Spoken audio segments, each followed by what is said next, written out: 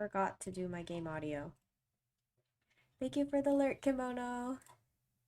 Okay, there we go. That should be working now. Alright. Let's see. Ooh, yeah, the Wi-Fi's not looking great today. Oh boy. Alright, well, we'll see if this works. Alright. Continue.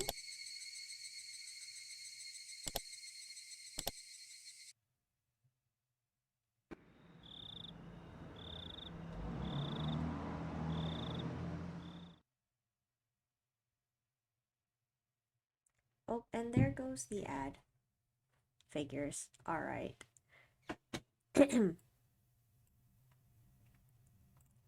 Alright.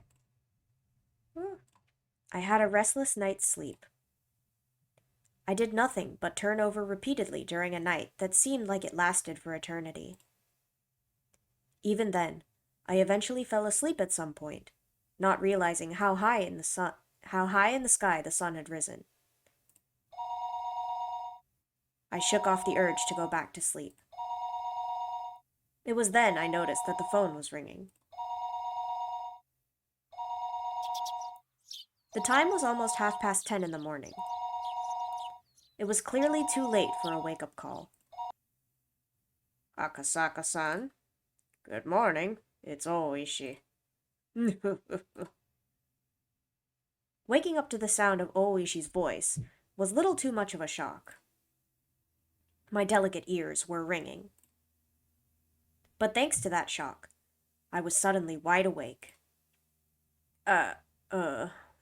Hello. Good morning.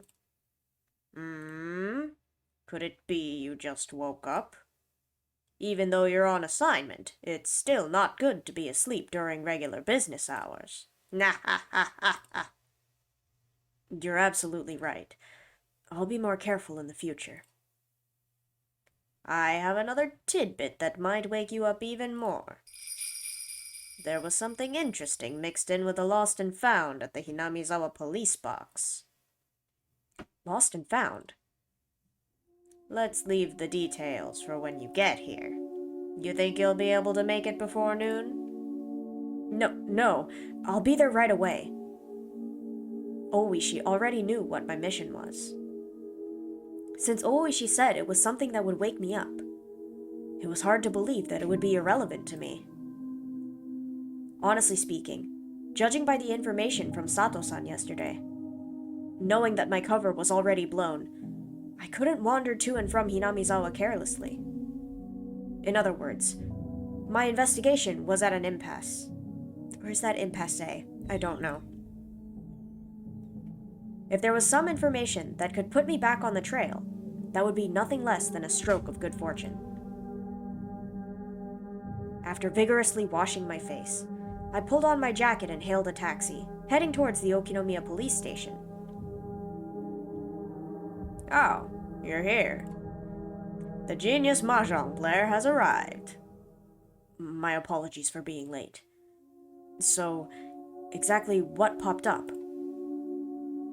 With absolutely no intention of reminiscing about last night's mahjong game, I pressed him to get to the point. Oishi, anticipating that I would act that way, cut to the chase without any resistance. Like I said earlier, something arrived from the Hinamizawa police boxes lost and found this morning. Lost items that were turned over to the police box were sent to Okinomiya Station after the paperwork was filled out. Oishi pulled a plastic bag from a drawer and laid its labeled contents on the desk. Is that a wallet? Indeed. There was small change inside, but no bills. We thought that a pickpocket threw it away after pulling out the contents. At first. I didn't understand how this wallet, so far removed from Tokyo, could possibly be related to the kidnapping. If it had drawn Oishi's attention, it would have to be something dramatic. Like if the wallet belonged to the missing grandchild. That would be absurd. Like something that convenient would happen. If that was it, there were probably initials written on the wallet. Like the initials of Toshiki Inukai, the minister's grandson. T.I. Thinking like that, at this point, I didn't suppose that this wallet was something that could get Oishi so excited. Oishi, after putting on a pair of disposable plastic gloves, handed me a pair of the same. I didn't feel that this wallet was such an important thing, so I had my doubts about whether there was any point in putting on gloves. However, I didn't want Oishi's intentions to go to waste, so I put them on. Oishi opened up the plastic bag and pulled it out, showing me the back. As I had imagined, there were initials engraved there. But it was slightly more detailed than I had thought, with Toshiki I marked on it. Oishi grinned at me with a look on his face that said, "See? We can't confirm from that this belongs to the minister's grandson," I informed him calmly. This wallet was irrelevant. It was nothing more than Oishi's overeagerness. First of all, there was absolutely no way in this distant locale that the missing grandson's wallet would be found with such convenient timing. After all, the Onigafuji Guardians wasn't related to this case in the first place. Actually, it is pretty suspicious considering that if the people of Hinamizawa are behind this, why would they return the wallet to the police? That doesn't make sense. So there was no way that this wallet belonged to the grandson. Why I wanted to decide that was the case, even I didn't really know. Even though what should have been a top-secret case was leaked before I had even been dispatched. In this situation, how could I say this was definitely unrelated? Would it be more prudent to pay more attention to this wallet? It had only been a couple of days since I arrived in Hinamizawa. But in those couple of days, due to the number of remarkable events, my nerves might have become just a little frayed. Shaking my head slightly, I cleared it of unnecessary thoughts. Oishi opened the wallet zipper, revealing the contents. Inside was small change and a number of crumpled receipts. Oishi, from that jumble, pulled out a folded card. Seeing that, my heart stopped for a moment. It was a card from a dental examination. The name Toshiki Inukai and the age. A perfect match. The dentist location was in Tokyo. There was no need to explain any further. Applause. Yeah, I was testing to see if I could hear the alerts this time. But I turned them off anyway because I didn't want it to get in the way. Hi Shub, how are you doing?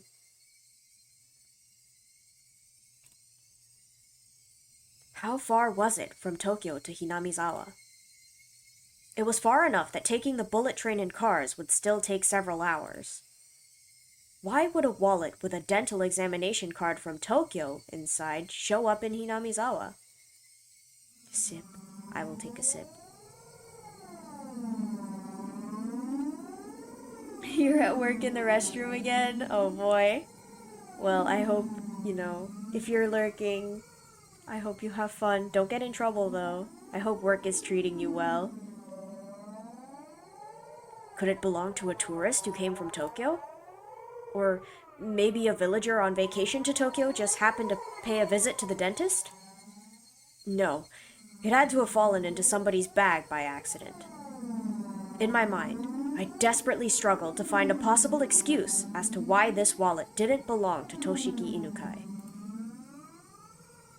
It was as if it just wouldn't do for this wallet to belong to him. However, weeding out any possibility for error one by one, the haze surrounding the wallet in front of me faded, gradually letting it come into clear focus. See? I felt a shiver of electricity run up my spine. My pulse quickened, and a thin film of sweat began to coat my entire body. From Oishi's point of view, I was probably slack-jawed and spaced out, with a slovenly look on my face. Did you get information from the dental office? That's your job, Akasaka-san. I didn't go that far. When did this wallet show up? The person who picked it up was a villager.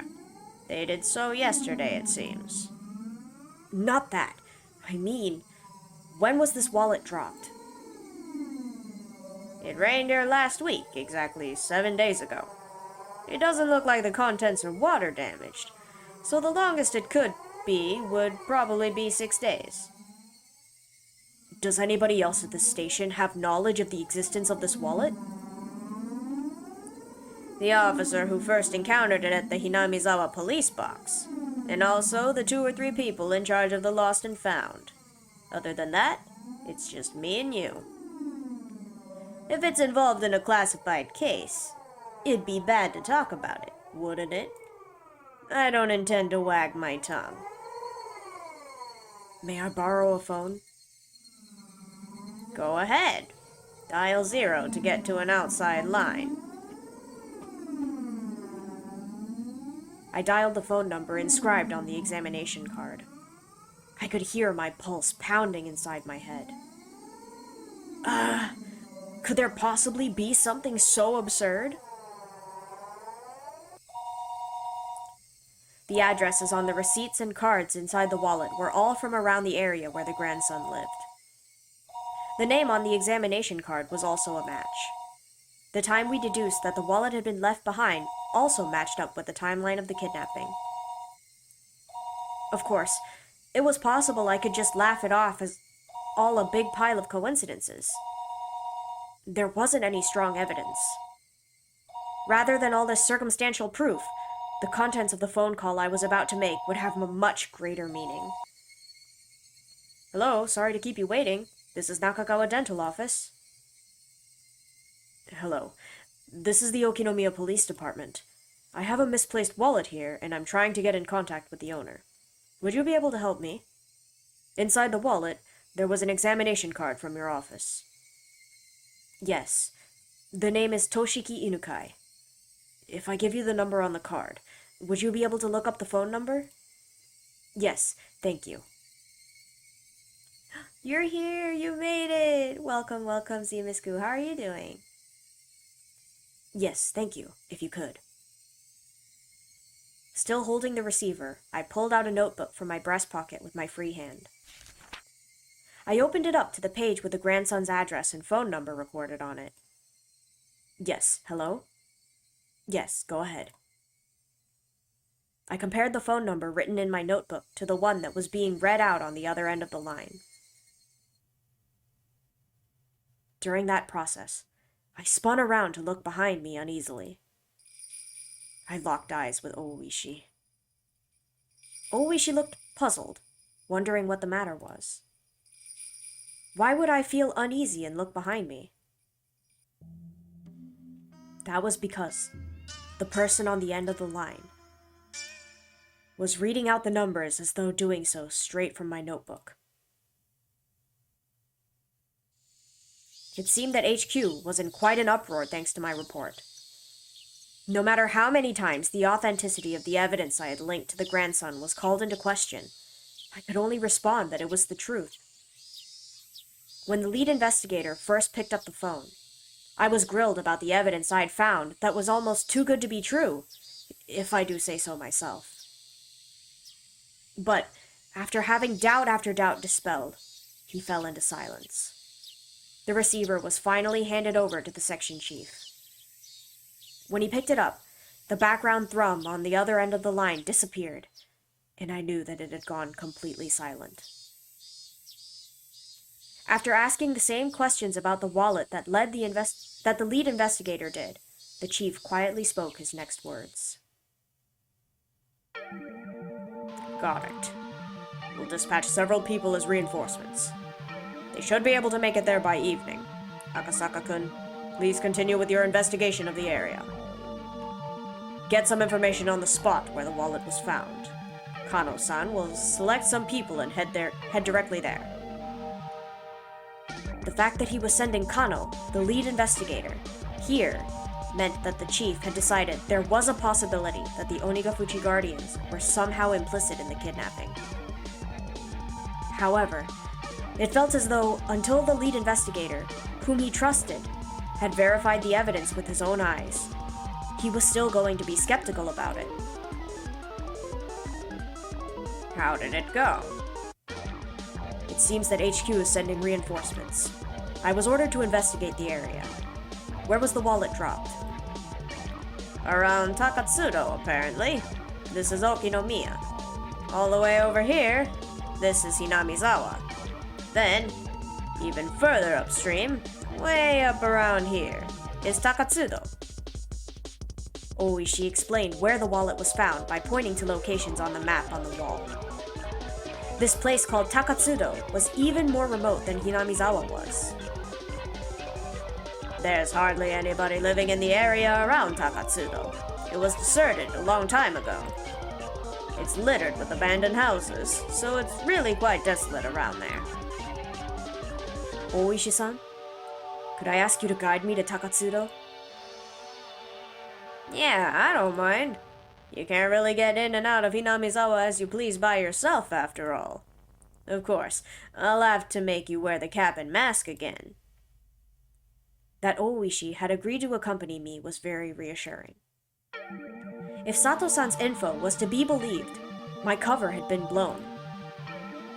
I wasn't sure if the villagers had realized that the fresh meat dispatched from public safety was the tourist that had visited the village yesterday. In other words, me. But deciding that they hadn't noticed would have been overly optimistic. Given a cursory thought, Takatsudo, where the wallet was found, couldn't be ruled out as a hiding spot for the kidnappers. The Takatsudo area didn't have any residential buildings, nor was it alongside a highway.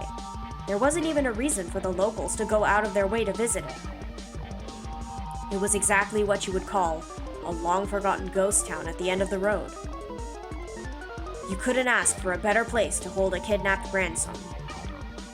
Also, you couldn't get to Takatsudo without passing through Hinamizawa first. Those several conditions made the area all the more important. I couldn't brush it off any longer. There was no longer any doubt that Onigafuchi Guardians, or somebody hired by them, were involved in the kidnapping. If that was the case, then the fact that this wallet was found might have already been leaked to them. They even knew so much as how the Public Safety Division was operating. The case of the wallet couldn't be something they didn't know. In that case, there was a possibility that the enemy was lying in wait. To dive alone into enemy territory, surrounded by enemy territory, to say the least, required an amount of courage, nay, recklessness, that I just did not have. Without your company, Oishi-san, I wouldn't be able to step into the village so easily. Oh, thank you for the lurk, Zimisku. Have fun cooking food. I hope you make something good. Thank you very much for your cooperation. Honestly, I thought you would ask for more money. Well, if we're being honest, Hinamizawa isn't exactly a place I like to go to. I'd at least appreciate it if you paid the cab fare. It's your first time cooking? Oh, what are you making? Still, it's not a request I can refuse from a friend that's played at the same table as me. Ooh. Oishi grinned as he pounded me on the back. It struck me that he just didn't want to jump ship rather than having any sort of sense of duty towards his job. Yeah, no worries, take your time. Even so, that didn't really matter. Right now, I really appreciated the gesture. Well then, shall we hurry up and get going? If the enemy knew that the police had obtained the wallet, then they would probably have moved the hostage to a different place. There wasn't a moment to lose. But Oishi, without regard to the fact that we were about to head out, began to remove his jacket. What are you doing? Well, just a precaution. If you want me to poke the beehive to get your honey, I have to be rather well prepared, you see. Do you want to put one on too? What Oishi pulled from the drawer below the desk was a stab-proof vest. Ooh boy, they're gonna get into some trouble now. His name was Toshiki Inukai, the grandson of the Minister of Construction, Inukai. There was only one reason for him being here. If you didn't include gym or art class, his grades were above average. That was the result of having private tutoring sessions twice a week. If you omitted the fact that he still couldn't do pull-ups, there wasn't much else that would make him hate school. Of course, he understood full well that his grandfather was a cabinet minister. But he also knew that not too many people were that interested in their relationship. He didn't like to go out of his way to bring up his grandfather, or to call him the Minister of Construction. You've never learned to cook Surge's air-frying chicken nuggets, which you also never did? Oh. Listen, chicken nuggets are good. No shame. Air fryers shouldn't be too difficult to figure out, but good luck anyway. And finally, he at least tried to know a little more about what kind of work the Minister of Construction did than your average Joe. Oh, thank you for the monocle, Redeem. Did it work? I believe it should work. It should be working. Wait for it to pop up. There it is. Hey, yes. I am now customizable to your liking. What that entailed was that when you tried your best to make life better for the masses, sometimes you made a few enemies. Yes, my monocle. He knew that all too well from the time he'd spent as a class representative. His grandfather had many enemies. He knew that he might personally catch some of that fallout, so he had to be twice as cautious. He was taught that by his parents. That's why, the moment he was kidnapped, he instantly knew that this was one of those occasions. Stare. He understood that he wasn't being treated as Toshiki Inukai, the person, but rather as Toshiki Inukai, the grandson of the Minister of Construction. That he wasn't personally at fault, but that this was the result of some unavoidable trouble with his grandfather's work. It made little difference, but when he realized it wasn't because of anything he did, he was able to relax, if only a little. Of course, at first, he was struck with a terror befitting his age, wondering what was going to happen to him. But, after a while of being tied up and only able to stay lying down, he began to ponder a great many things. First, he thought about the reason he was being abducted like this. He understood the answer to that easily. He was taken hostage to coerce his grandfather, the minister. There was no doubt about that. He didn't know exactly what the Minister of Construction did, but it was easy to imagine that there was much to be gained from threatening him. He respected his grandfather more than most. He earnestly believed that his own grandfather was within the top 20 of the most important people in Japan. That was exactly why he wouldn't forgive anybody who tried to threaten his beloved grandfather. More importantly, he wouldn't forgive anybody who would use him as a tool to threaten his grandfather. His grandfather was really busy and rarely had time to meet with relatives. That's why, with what little time he did manage to scrape together, he just dropped by unannounced. And, as an apology for not being able to meet during New Year's or summer vacation, he doted on his grandson very, very much. The number of times that Toshiki was looked upon with disregard just because his grandfather was a politician and a minister certainly weren't few. But he never thought even once that he wanted his grandfather to quit being a politician. Because it was his beloved grandfather, he wanted him to continue his career as long as possible from the bottom of his heart. You feel bad for not watching in a while, so sorry. Oh no, you don't have to apologize for that. I appreciate you dropping in all the time. But like, if you can't make it, that's okay too. Because people are busy and I know my stream times aren't the most ideal.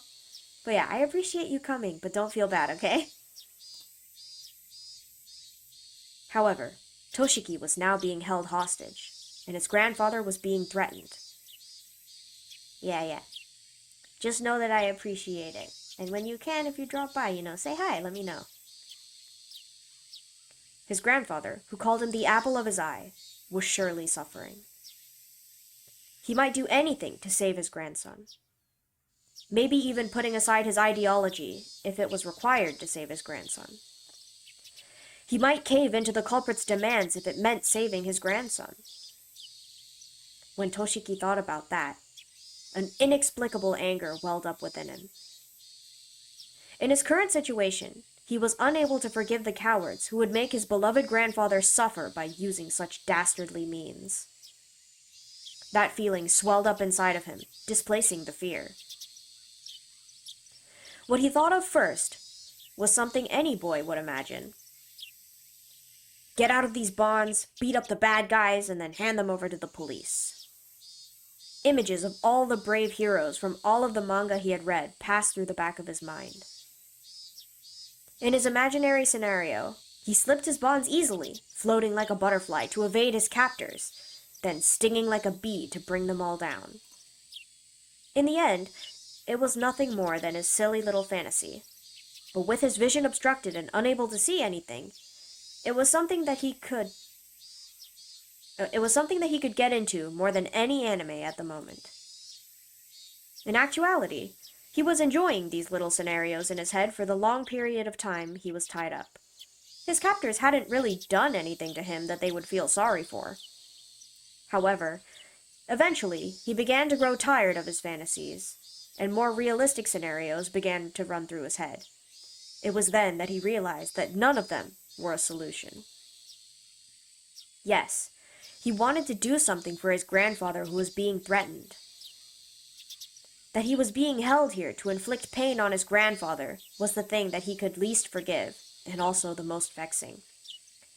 Read the anime? Oh, well, maybe someday. But I don't know. I wouldn't hold my breath. I don't even know what it would be about. I'd have to come up with a pretty intense lore for it to be interesting. And then he noticed. There was a much simpler way he could save his grandfather without having to beat up his despicable captors. That was to remove himself as a hostage from the hands of these villains. If he was to disappear from here, his captors would have nothing to threaten his grandfather with. The captors had restrained him, but they didn't treat him roughly, and they made sure he was fed well enough. Meaning, at most, he was nothing more than the means for their threat. They weren't looking to bully or kill him out of spite. If he behaved, no ill would befall him. Realizing that gave him a strong sense of courage. And carrying his train of thought this far, he let it run its course to its natural conclusion. Right now, at this moment, Toshiki Inukai had decided to escape. His ears had been stuffed with a sponge-like material, acting as makeshift earplugs. However, they didn't actually do much to block out any sound, and he could overhear everything his captors were saying. Realizing that this was to his advantage, even when his captors spoke to him, he acted like he couldn't hear them due to the earplugs. His captors, thinking that he couldn't hear their conversation, talked about all sorts of things without any reservations. Thanks to that, he was able to obtain various pieces of information. First off, this wasn't Tokyo. It seemed that this was quite a distance away, and on top of that, in the countryside, nestled deep in the mountains. It also seemed that his captors were inconvenienced living out here, so he could deduce that this place was far removed from any sort of town. Finally, when they went out to buy food or other supplies, they would always take a car. That fact caused him some dismay. because he knew that the method he learned at school of running around blindly while shouting for help wouldn't work here. He paused his little mental escape scenario there. His ultimate goal was to find somebody who would help him. If somebody who fit that description wasn't close by, his chances of escaping successfully grew slim. A desolate, far-off land deep in the mountains. A place where you couldn't even go shopping without using a car. In this situation, escaping would be very difficult. He grew depressed, and after a little while, he returned to his original scenario. Imagining becoming a hero like in the manga he read and beating down his captors became his respite. However, as he played those delusions out in his head, his heart, hating to surrender, continued to search for a way to escape. And then, he thought of a way. If the goal was far away, then all he had to do was get closer. His goal, in a nutshell, was to find somebody who would help him. In other words, somebody other than his captors. If he faked being sick, then his captors would have to take him to the hospital or bring a doctor to him. They would probably be reluctant to do that. But he already knew that the hostage was more important than anything. In the off chance that something happened, like him dying, occurred, they wouldn't be able to threaten anybody anymore. Luckily, he had an experience that would help him fake a serious illness. At the end of last year, he was inadvertently involved in a car accident and had to undergo surgery. The scar from that surgery was still clearly visible on his lower torso. He recalled the pain and suffering from that time. The existence of that experience would make a huge impact on the realism of his performance. He was quite confident in his ability to fake an illness. I don't know if illness and injury are the same, but okay, kid.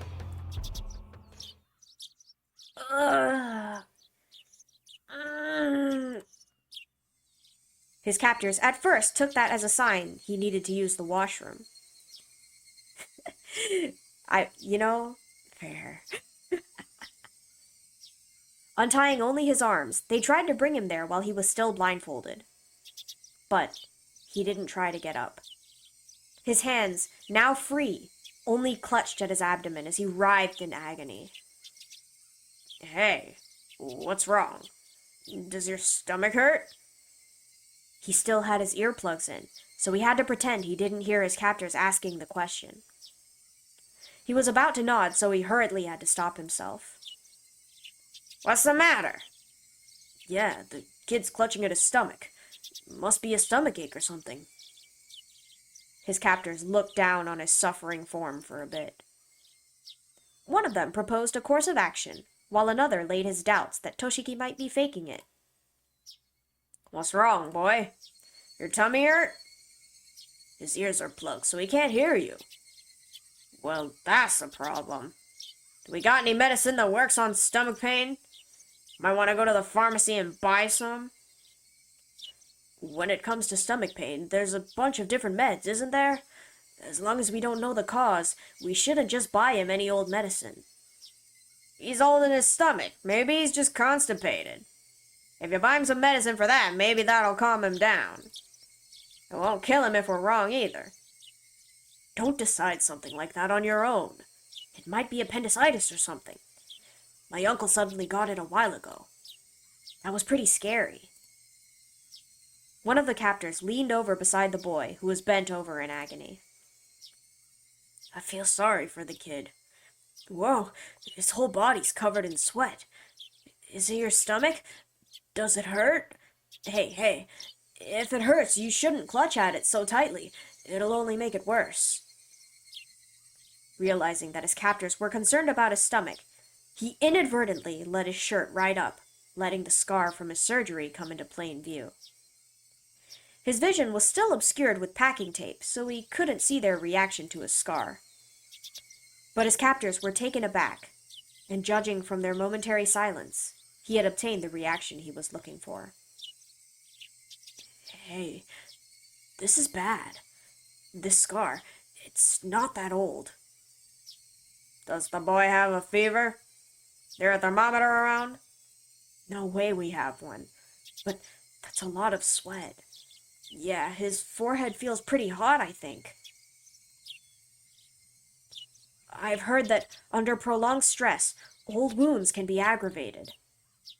Then what do we do? Are you saying the medicine won't work?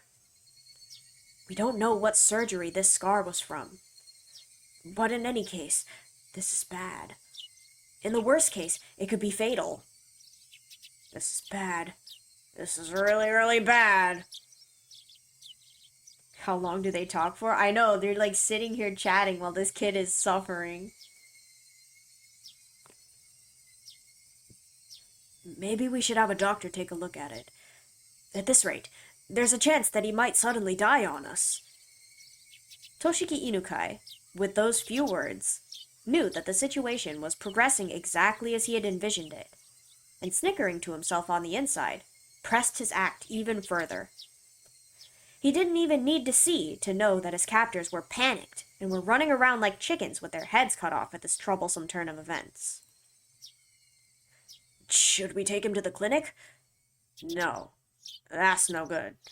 Probably better if the doctor came here. Dr. Idia, you mean? Is that okay? Will that be alright? I think if they do something, this was real, they wouldn't take so long. Yeah, I guess it's kind of like a situation where they need to decide very carefully since he is kidnapped, but they are also just like, oh, child is suffering. Dying, perhaps? They seem pretty calm, but like maybe that's just because we can't see them. It'd be worse if anything happened to the hostage. Nothing we can do. It's an emergency. One of the captors hurriedly left in the car. He's okay. Yeah, he's fine. He's fine. Another of the men, completely shaken up at this point, wiped the sweat from his forehead with a handkerchief. It looked like they were bringing a doctor.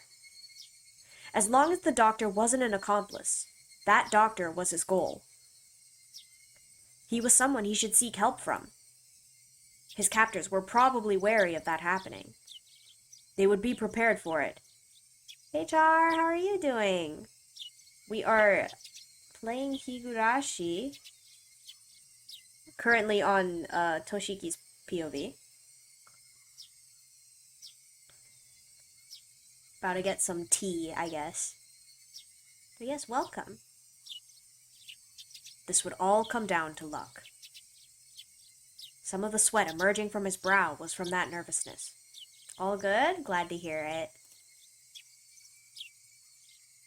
We can see. At that moment, the packing tape that was covering his eyes and ears was torn off. The burning light that he was seeing for the first time in several days hurt his eyes. After that, the gag that made it hard for him to breathe was also removed. Are you all right, kid? We're bringing a doctor to you right now. Just hold on for a bit.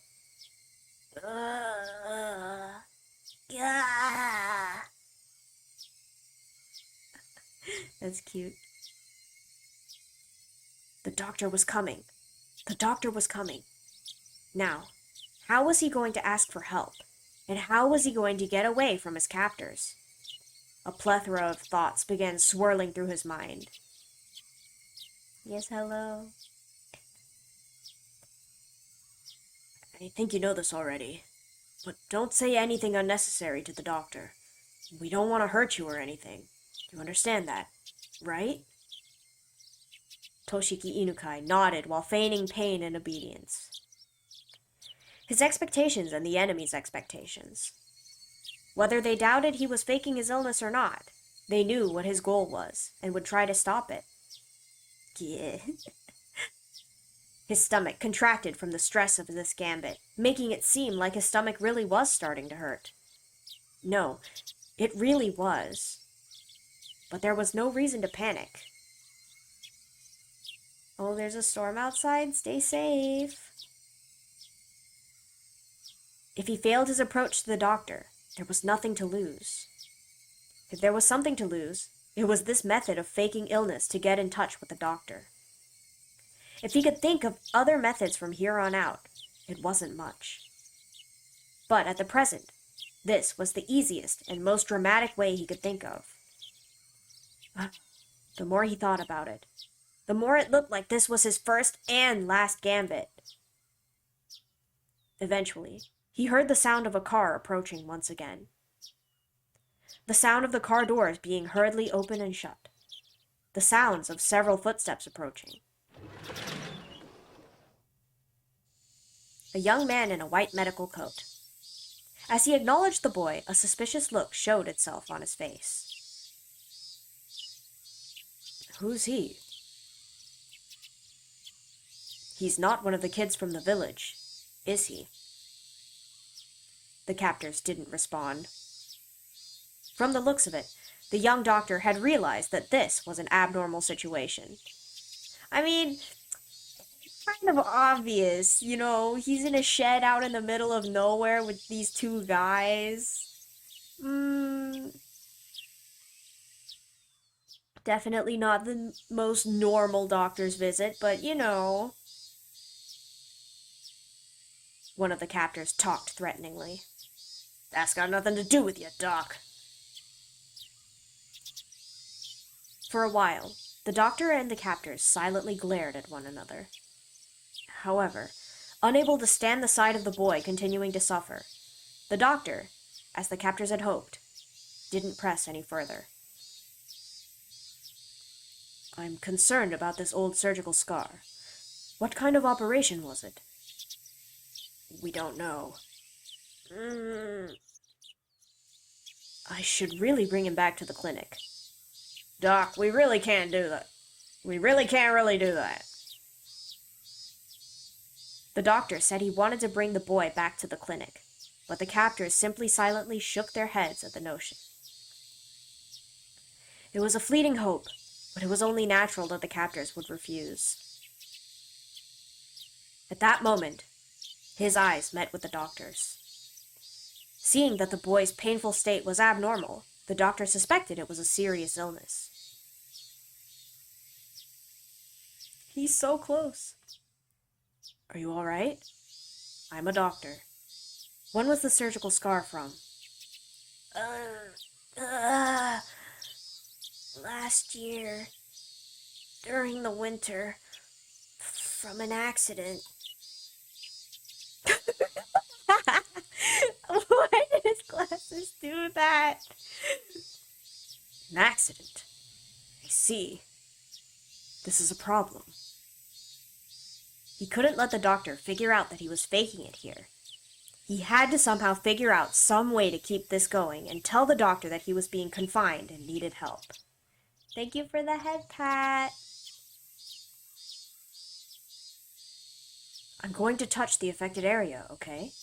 If it hurts, tell me where.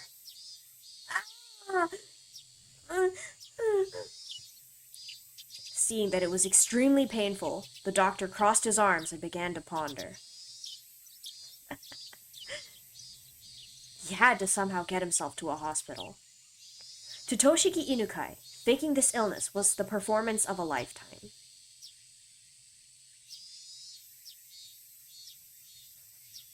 I was not expecting Irie's glasses to do the anime thing. Oh my gosh. Good work, everyone. I know it's hot, but please do your best. If you catch anybody illegally dumping, please contact someone immediately. We'll act quickly. Thank you for your cooperation, Oishi-san. Please. A gap wide enough for a single car was opened up in the barricade. Oishi, showing his gratitude, or perhaps a threatening attitude, with a short beep of the horn, rolled the car forward through the checkpoint. This time, my appearance was the very embodiment of the word suspicious. A baseball cap, mask, and sunglasses. On top of that, even though it was sweltering, I was wearing a hoodie. Any respectable police officer would be loath to not stop me for questioning. I had meant to be overcautious, knowing full well that my face was known. But it might have already been too late for that to have any use. Using that as an excuse, I doffed the unbearably hot hoodie and windbreaker, ripped off the mask and hat, and threw them in the seat behind me. Looks like they're driving off a cliff. You know, there's a lot of mountains around Hinamizawa. I feel like it could be possible. Oh my, is that okay? With a cheap little disguise like this, they probably figured it out anyways. Nah, ha, ha, ha. That just might be the case. Oishi, probably thinking that my unexpected behavior was funny, continued to laugh. The beautiful and pristine scenery of Hinamizawa spread out before me. The village itself would have been quite beautiful if it weren't for the complicated circumstances surrounding it at the moment. I would absolutely love to take Yukiya here for a drive one day. Come to think of it, I didn't get a chance to call her last night. I played around with the idea in my head. But in reality, this village wasn't all sunshine and rainbows. I had heard everything at the prefectural headquarters. At the heart of this village, the intelligence network that the three families wielded was, due to blood ties and regional relationships, unbelievably well organized. Their net spread not just around Hinamizawa itself, but encapsulated the entirety of Shishibone City as well. Trees are insane outside right now? Oh no. I hope you're okay. When I first heard that, somewhere in the recesses of my mind, I didn't take it completely seriously. How could a local organization out in the boonies here have something so grandiose? I couldn't deny that somewhere in the back of my mind, I had ridiculed the thought. Yes, stay safe. Oh no, it's loud. Yeah, definitely stay safe. But not only were they really threatening the minister, but they had demonstrated they had a complete grasp on our movements, which were supposed to be top secret. You're okay, nothing bad ever happens? Well, let's hope that keeps up, you know? Don't jinx it. They were almost like the secret police that controlled a small Eastern European country like in some spy novel. The villagers here wouldn't bat an eye at getting their hands dirty if it meant fighting the dam project. I also heard something like that at the prefectural headquarters. Ah, now that you mention it, when I first arrived here, Oishi also said that this place was a war zone, didn't he? The residents of this village were at the same time freedom fighters. Little bro's sandbox is open? Oh no. That's not good. It's probably gonna get soaked, isn't it? Although, by definition, they were no different than guerrillas or a militia. They weren't protected by the Geneva Convention, but they also didn't have to adhere to those rules either. This place was more of a quagmire than any legitimate battlefield. A secret war was unfolding. I could drive along because Oishi was with me. But if I was to leave this car for even something as trivial as looking for a vending machine, there was a chance I wouldn't return. He's two, so we're gonna need to keep it close so he didn't try to swim. Oh. Oh no. I hope you can get that fixed for him then before he decides to crawl inside. Even though a single shot hadn't been fired, this was a battlefield. No, the reason why bullets weren't flying was simply because it was hard for a civilian to obtain a gun in Japan. So they were probably just equipped with weapons other than guns that were easier to obtain. He likes to play with the water in it. I mean, wet sand is easier to, play with, but too much wetness is not good. Get him all dirty. That was why Oishi was wearing that stab-proof vest, wasn't it? Akasaka-san, are you nervous? The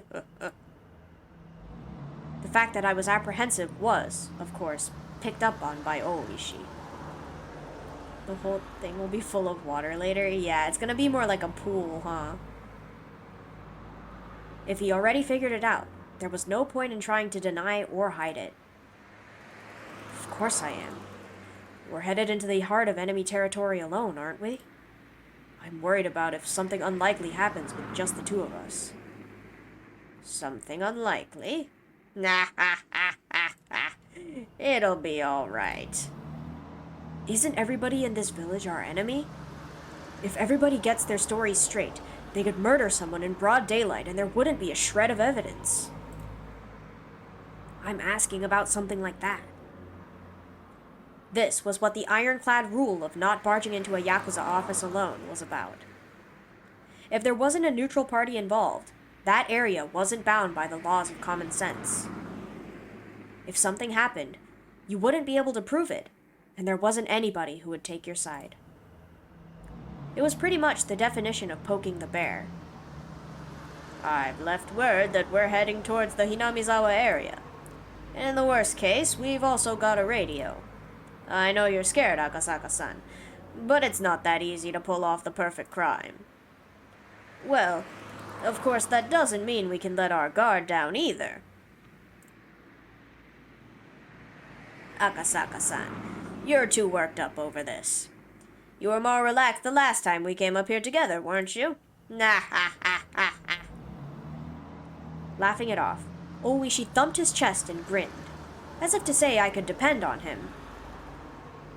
Last time the neighbor's tree fell on their house, but they were all okay? That's not good. That's kind of scary. I'm glad to hear that they were okay, though. Well, if it gets really iffy. Nah, ha, ha, ha, ha. This comes with having the badge. Oishi made a motion by sticking out his index finger. It was undoubtedly the image of a gun. Yeah, it does sound serious. I guess if you get a lot of storms like that, it doesn't faze you, but at the same time, it doesn't hurt to be careful, though. I don't know how much you could do about that. You're upstairs, so it's really loud. Ooh. I like the sound of storms when it's not, like, right on top of me, so yikes. Will it be of any use? If you're not afraid of dealing with the aftermath after you shoot, it's actually very reassuring. An officer's gun was only for show. If you really wanted to fire it, there were quite a number of stipulations, and you had to be prepared for the long probationary period afterwards. That definitely wasn't worth it. So even if an officer did unholster his gun, there wasn't one who actually wanted to pull the trigger. Akasaka-san, are you carrying one? One of these. Well, yeah. You ever fired it? I have. For training, though. Well, I guess that'd be true. Well then, have you, Oishi-san? Thunder? Ooh, yeah. Thunder's nice far away. Up close, not so much. Me? Nah, ha, ha, ha, ha. Nah, there's no way. What was this? I thought he was laughing at me because he had experience. The two of us laughed together. I've also never pointed the barrel at anybody. I've looked down the barrel of a gun a few times, though. You almost got hit by it as a tiny kid. What, lightning? That's crazy. Your mom was watching? My gosh. Sounds dangerous. I'm glad it didn't actually hit you. That's scary. Just being made to look down the barrel like that is enough to shorten your lifespan by about 3 years. You love thunder and lightning, but that's probably because the storms here are never dangerous. Yeah, exactly. It's nice as, like, background white noise kind of deal. But when it's, like, actually, like, on top of you and it's pretty bad, no. No, no, no. Would rather not. Even if he had never fired a gun before, you couldn't even begin to compare the amount of experience Oishi had over me. It looks and sounds epic. Yeah, for sure. It really does. Until you're in it, and then it's like, please get me out. At a time like this, I could only marvel again at how reliable always she seemed. One time there was a really big one and the main thing you remember was your mom giving you a banana. I mean, you know, I'm glad in that situation, what you remember is you getting a banana, you know? That seems like a good memory. Come to think of it, I didn't want to come this way in the middle of the day. But there's no way for a car to get through other than here. Akasaka-san, just in case. Put on the mask again to hide your face, please. What's the matter? Can you not hear it because the air conditioning is too loud? I'll turn it off. Try opening the window. When I opened the window, a blast of hot air blew inside. And then, I could hear angry yelling coming from far away. You also remember a split second of trees that kept almost hitting your car? Ooh, that's not good. Just gonna scratch it up. At that moment, the forest gave way on either side of us, and our view expanded suddenly. You were in the car? That's even worse. Why were you driving so close to the tree? And there could be seen the Hinamizawa Dam construction grounds, the very front line for Hinamizawa Village. We are absolutely opposed to the construction of the Hinamizawa Dam. The storm seems to have stopped. That's good. I'm glad it passed. The crackling blare of someone's voice sounded over an enormous loudspeaker. The roar of angry voices continued to rumble. The incredible volume had become a veritable sound cannon, spewing out its ammunition. The prefabricated side office was surrounded by 2 sets of high fences laced with barbed wire. Or coming back. Oh no. I hope it goes away soon. Lined up in front of those fences were riot police in their vehicles. And surrounding it all were the villagers. They howled out their protests against the dam as a single entity. Oh, there's not too many of them today. Ooh, light flicker? Ooh, blackouts are never fun. Let's hope it doesn't turn completely off. That would suck. It's back? Good. Or, unless you mean the storm, then that's not good. I hope you meant the light. We're in luck. That's not too many? Yeah, when there's a lot of them, the crowd reaches as far as the road. You wouldn't even be able to inch forward in a car. At first, due to their overwhelming intensity, it looked to me like there was more people than there actually was. But upon closer inspection, there were at most 50 to 70 of them. The storm and the lights are good as well. Well, I'm glad the lights are back. Let's hope the storm keeps moving. But the 6 or 7 propaganda trucks lined up that looked like they belonged to a band of thugs were a strange enough sight. The villagers were also wearing helmets and bandanas, as well as covering their faces with masks, adding to the oddity of it all. The propaganda trucks, after braying their chorus, had their volume turned up even higher and began to flood the area with sutras. 50 or 70, still a lot of them? I know, but I guess there is apparently more sometimes, because Oishi's like, oh, that's not too bad. To say that the noise was downright violent wouldn't be an understatement. From this distance, it was still this loud. The glass in the office was probably rattling from the noise. They can't do anything there but take it.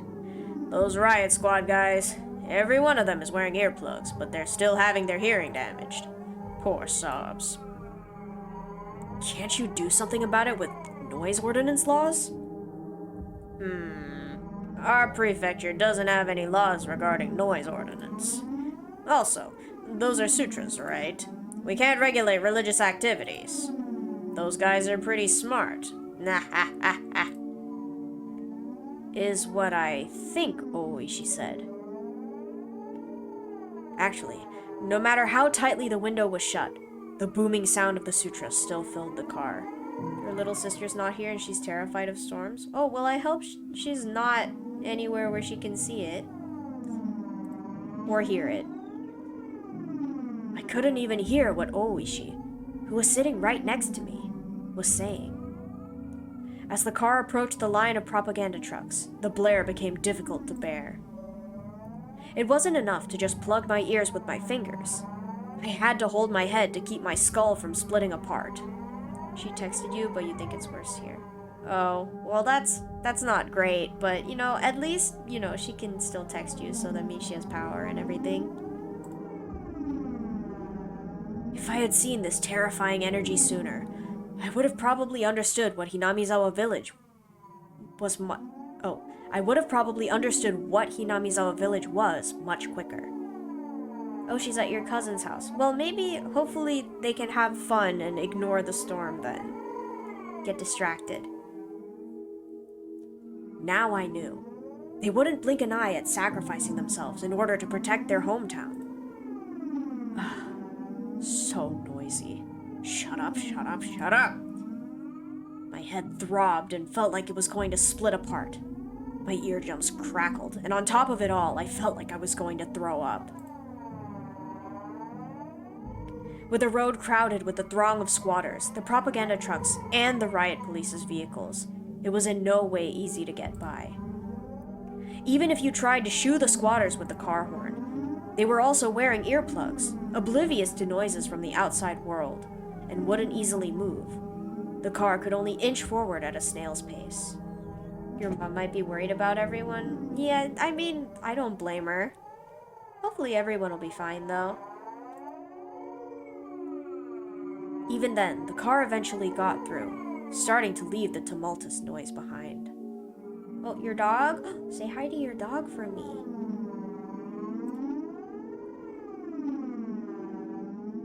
Hey, the old guy that was playing mahjong with us last night? Remember him? I remembered that there was an older person who didn't exactly mince words. The guy that Oishi called Old Man. There was someone like that. You see, he's the foreman of the main construction site. He's probably holed up in that prefab building, trying to work while irritated out of his mind. Poor fella. Thank you for the lurk. You wouldn't be able to stand it if it's like that every day. Yeah, there's no end to the number of people who can't handle it and quit. But every time that happens, their wages go up, so I won't say it's in vain. Even having to deal with all that noise and hostility, they still made a wage that Oishi found enviable. Dang it, these guys. Can they hear or can't they? A group of squatters were in the way of the car. Oishi, sufficiently annoyed, laid into the horn, but there was no indication that they were moving anytime soon. In this din, could they not even hear a car horn?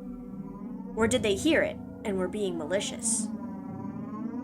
If there were any riot police nearby, they would have made people move, but it just so happened there weren't any around here.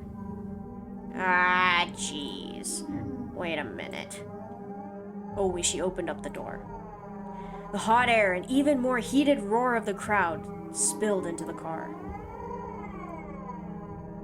Oishi said something as he grinned widely, but I couldn't hear what it was. He was getting them to move. Something like that? Oishi stepped out of the car and closed the door. The din faded slightly. I stared blankly as Oishi headed towards the group and started some sort of conversation. Maybe we'd find the minister's grandson at Takatsudo. I asked my dog if they said hi back and she shook her head yes for a second. Cute! I'm so glad.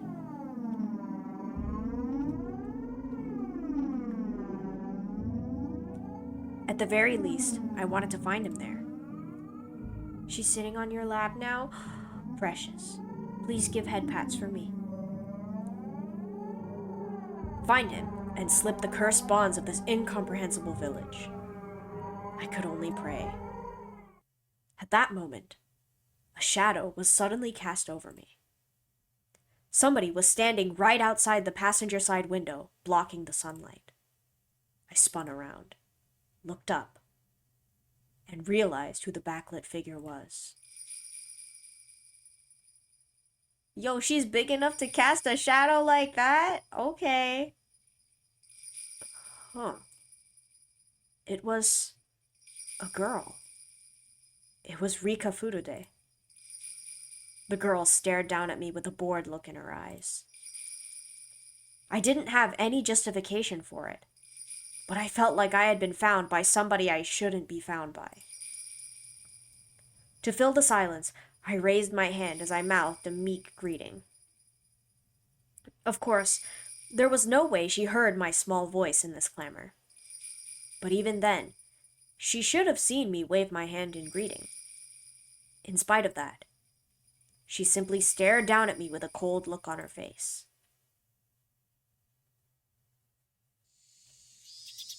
At that moment, the noise and heat spread throughout the car once again.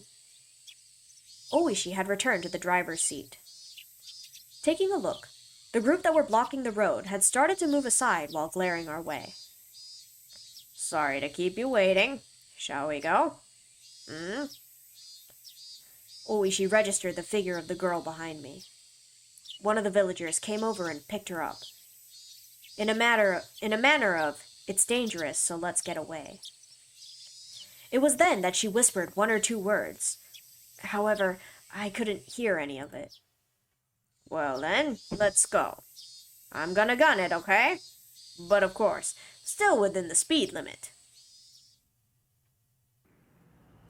As if to shake off the still audible angry voices, Oishi floored the gas. Along with the roar and the din and the shouting, the villagers and the girl quickly disappeared behind us. As soon as we're through here, we're in Takatsudo. Are you okay if we end up getting into a firefight? Don't be fumbling with the safety at the last moment, you hear? Oishi laughed mockingly again. I was more concerned with what the girl had said, however, as I was vaguely bothered by it. What was she trying to say with that apathetic and candid expression? Suppose it's normal if you're nervous from here on out, but if you don't deal with it, there's a chance you might do something rash. But there was no longer a way to confirm what the girl had tried to tell me. Your dog's nibbling your finger, oh no! Get your hand away. Dogs shouldn't eat human hands. Not good. It might have been that the girl who warned me to go back to Tokyo again, or else, was saying to me, who was here now, ignoring that warning. It's hot in here? Oh no. Do you have a fan or something? Can you turn up the AC? Even though I warned you. What a fool. I had the feeling she said something like that. Just turn the AC on? Yeah, that's good.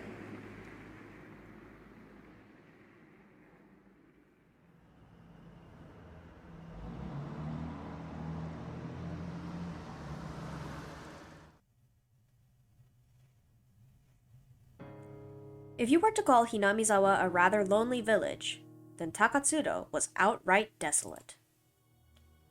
For your everyday city boy like me, I just couldn't understand why anybody would force themselves to live here. There were signs that people had, but they were all covered in dust or enveloped in ivy, indicating that it was all abandoned. People really live in a place like this, don't they?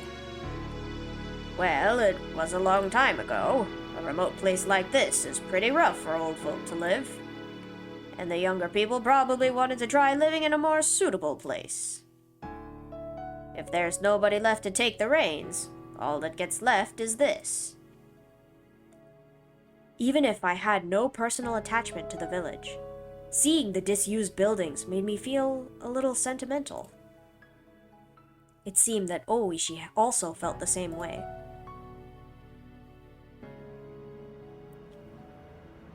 Was the wallet found over here? The person who found it must have had a good reason to come out to this desolate place. Yeah, there's some villagers who have a field out in the mountains here. They pass by here in the morning and the evenings. The villagers who work in the fields walk by here every day? Your dog is trying to play with me? That's so cute.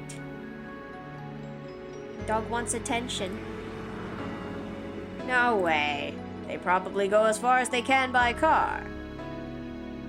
So, in the early mornings and evenings, they pass by here and just happen to find a single wallet? They probably did. Nah ha ha ha. Where exactly did they say they found it? In a thicket, just a bit further ahead. This is the most hyper she's been. Is she jittery because of the storm? The person who found the wallet just happened to have some stomach cramps and was planning to use the thicket to do his business, it seems. It was there he happened to find it. Probably hoping there was some toilet paper in there.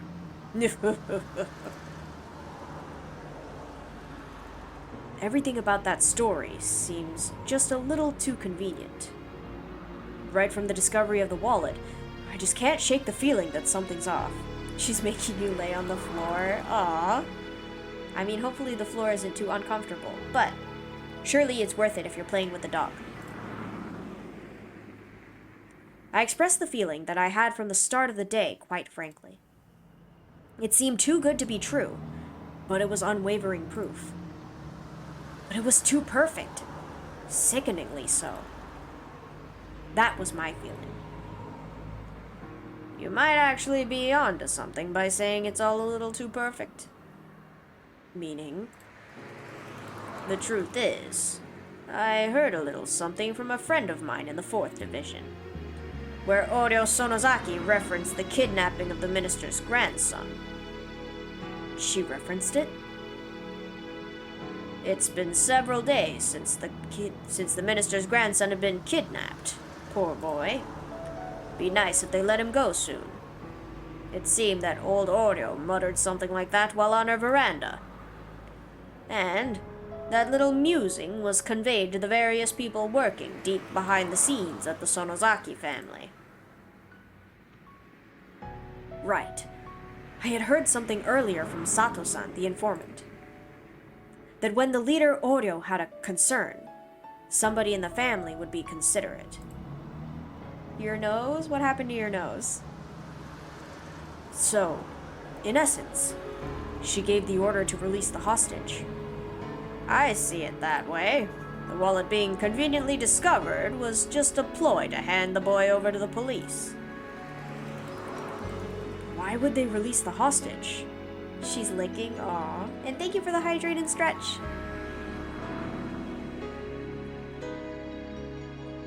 Ugh.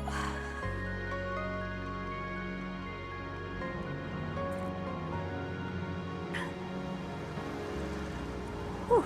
Alright. Nah, Well, there's only one reason why somebody would release a hostage, isn't there? What is it? They reached a deal. That would mean the minister promised to halt the Hinamizawa Dam project. The dam project will definitely go away. She disappeared and ran hyper in your room. She seems to be very jittery, but it happens. At that moment, the words that the girl had said resurfaced in the back of my mind. In the end, it was turning out exactly as she had proclaimed. That young girl knew the circumstances. She knew everything about this kidnapping incident, from the beginning to the end.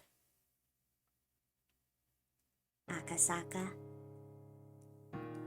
The girl unexpectedly called my name. What is it? Go back to Tokyo. Huh? Before long, you will woefully regret coming to this village. That would be an incredibly pathetic thing to see. So I thought I'd warn you right now. Why would I come to regret it? Stop whining. When you tried crossing the road when the "Don't Walk" sign was up, did your parents finish explaining why it was dangerous before pulling you back to the sidewalk? They'd pull you back right away, wouldn't they? They'd pull you back before explaining why it was dangerous, wouldn't they? In other words, it's something like that. the girl, who knew everything from start to finish, had warned me in the beginning. Go back to Tokyo. Akasaka is such a coward.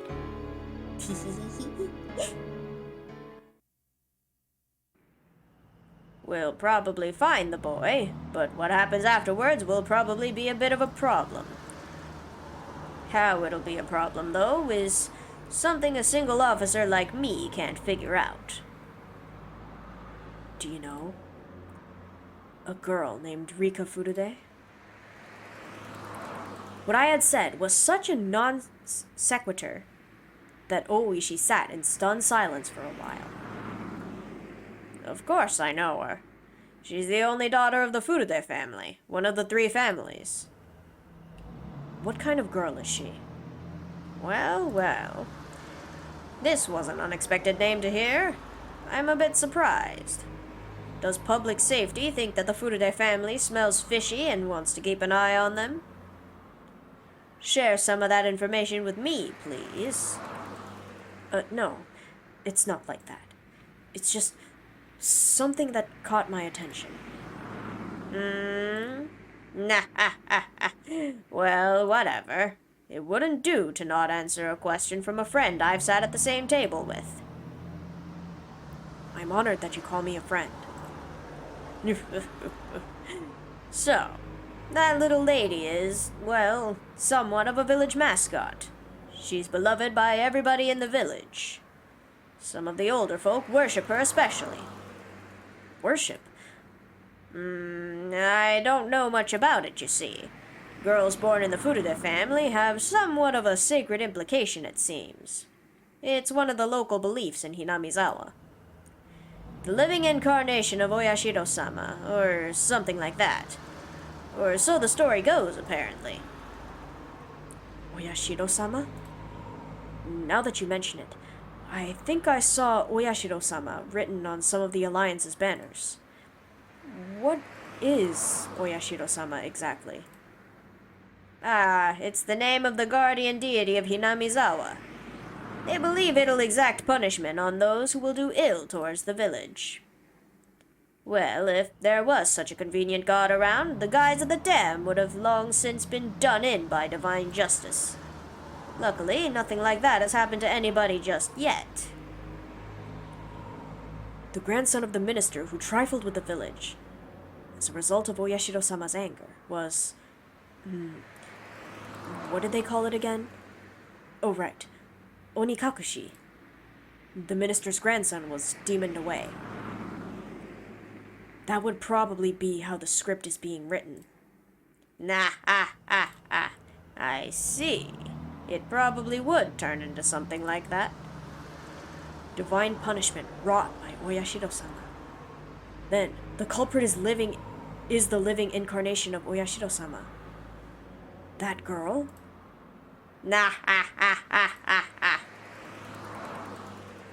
Even I didn't know exactly what I was saying. The fact that Oishi laughed it off was a bit of a relief. Oishi's joyous laughter was so infectious that I began to laugh like an idiot as well. Oh. This is unusual. Oishi, after laying into the horn several times, rolled the window down and leaned out, waving his arm in an exaggerated manner. It was a car headed the opposite way. Until now, we hadn't run into any other cars except our own. And of all places, it was at this desolate location. It seemed that Oishi knew the owner of the car. The other car also chirped its horn and came to a stop. Dr. Edie, good afternoon. The other car's window rolled down slowly, revealing a young man in a white overcoat. He was about my age, or perhaps a bit older. But you really can't judge somebody by their appearance. Why, if it isn't Oishi-san, good afternoon. Fancy meeting you here. That's my line, Doctor. I never thought I'd see you here. What happened? Oh, nothing. Just a little house call. Oh, really? Was it an emergency? No, nothing quite that serious. Thankfully. It's always for the best when the patient gets better without the need of medical care. I'll take my leave here. If I don't get back quickly, my staff will be angry with me. Nah ha ha! Being the head of a clinic must be tough. Well then, take care.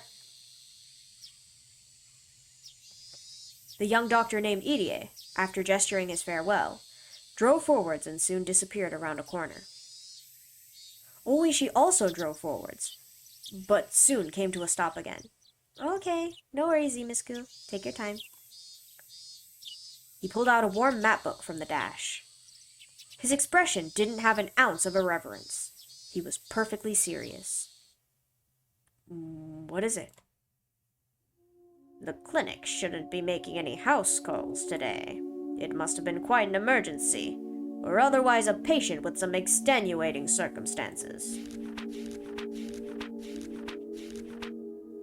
Oishi flipped through the pages, opening up to the map of Takatsudo. After that, he took a look around and started to figure out what our current location was.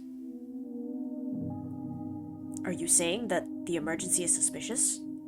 Didn't I say there's hardly anybody that lives in the Takatsudo area? The road we're on right now is here. Dr. Irie came from this direction. Can we get much higher? That is a good question. Hello, Kimono. How are you doing? Having no sense of our surroundings, I couldn't digest anything about the place he was indicating on the map. We're heading towards the spot where the wallet was found. By the way, that's over here. But see, if you're heading to one of the few residences in Takatsudo, it's the wrong road. You're sad? Why are you sad? And I'm doing good. A little sleepy, but that's normal.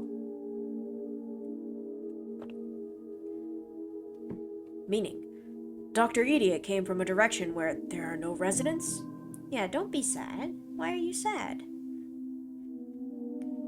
As long as somebody working in the fields between these mountains didn't collapse. But if somebody collapses and you call a doctor, normally you'd bring them back with you for a more detailed examination. But just now, Dr. Irie said it was nothing serious, and it didn't seem like anybody else was in the car with him. Can't say anything other than that, which is sad. Oh, well, I hope your mood gets better. Okay? My dog won't let me pick her up, so she's stuck up here. Oh no. Dog, please. Oh, she didn't say any more than that. I also said nothing more. That doctor just now examined a patient. Close by. Only that. The noisy radio had suddenly gone quiet. The sky had just as suddenly turned an oppressive color. As Oishi mused that it might start to rain, a torrential downpour started, as though trying not to disappoint him.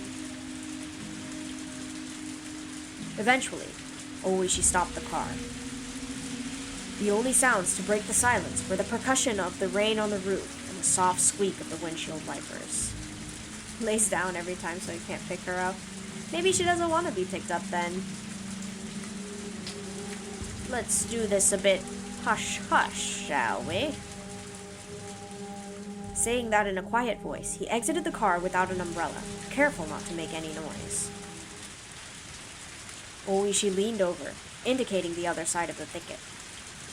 He was pointing to a prefabricated shed and a car that was parked beside it.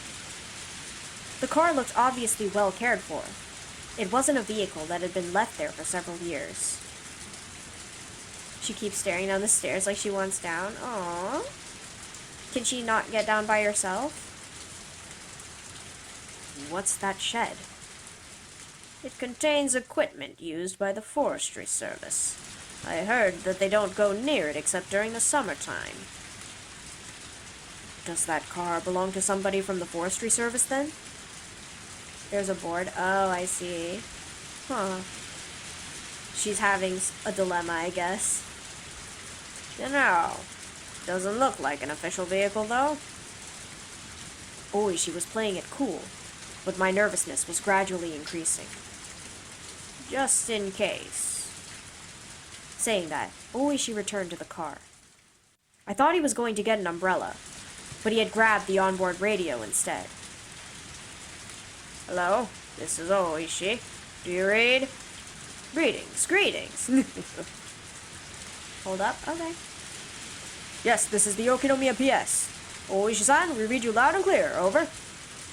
I'm currently in front of the Forestry Service's equipment shed. Not the one in the direction of Yagouchi. The one in Takatsudo, if you head there from Hinamizawa. Affirmative. Copy that. There's some suspicious people in the shed, proceeding to investigate. If you don't hear back from me in 5 minutes, get in touch with the local police substation and have them send a cruiser as soon as possible. If you would, please. Understood. Well then, shall we go take a look?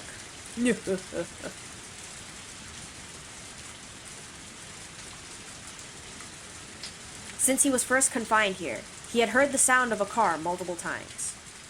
So he just thought the far-off sound was more of the same. However, the reaction from his captors was, until now, something he hadn't seen before. They jumped, reacting as if shocked by a jolt of electricity, and pressed against the window, cautiously peering outside. They stopped. Somebody from the Forestry Service? This is bad. Nah, looks like a cop to me. One of the captors lifted the boy by his collar and pressed a blade against his cheek. Hey kid, keep quiet for a bit. I think you know this, but if you try and shout, there'll be problems. Toshiki Inukai was sure that the doctor had reported things to the police. You had to get rid of the board and help her down so she doesn't fall through the holes because she won't let her get through. Well, I'm glad you helped her down. Hopefully she's okay now. He had felt relief when he thought that he was saved, but not imagining that his captors would resort to violence when they were cornered, his anxiety remained unabated. What do we do? Gotta buy time. Take the kid and slip out the back. We'll meet back here when the heat's off. One of the perpetrators grabbed the boy by the collar and forced him to stand.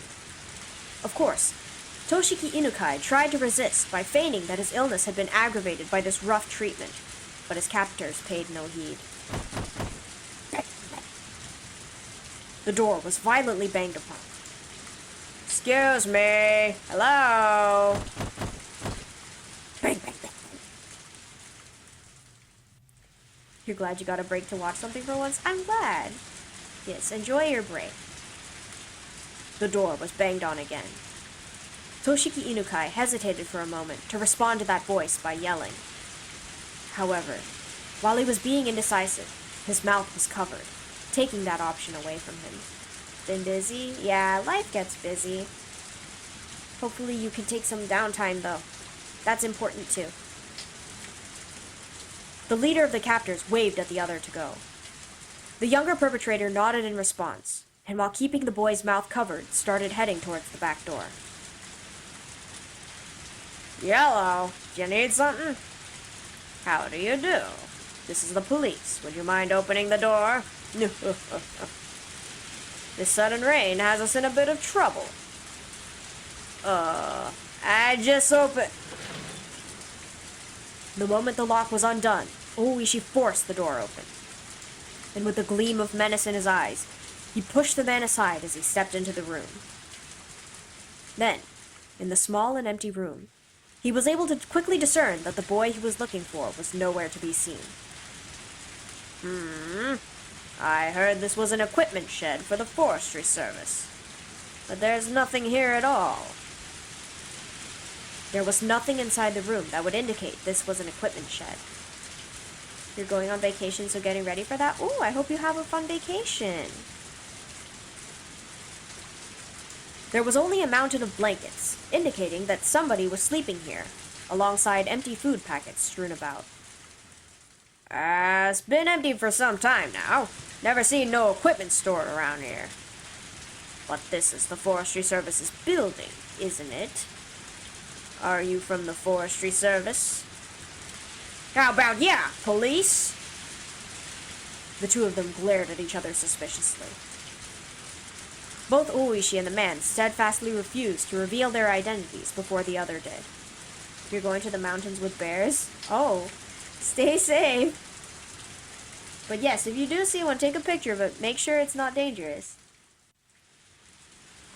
Long drive? Well, you know, if you enjoy road trips, that's a good thing. Otherwise, you can hopefully sleep in the car. That's what I do.